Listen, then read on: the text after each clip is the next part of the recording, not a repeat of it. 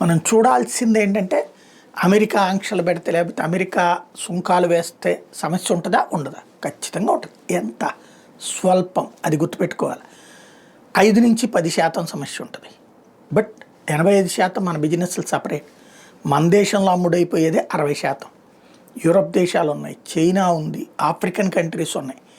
మన మార్కెట్ చాలా విశాలమైంది. మనం ఒక్కదానికే కన్ఫైన్ అయ్యాం. ఇప్పుడు కొత్త మార్కెట్ ఎక్స్పాండ్ అవుతుంది.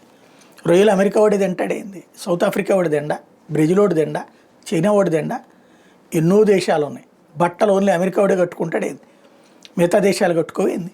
కాకపోతే లాభం, అమెరికా నుంచి వచ్చే లాభం కొంత తగ్గుతుంది.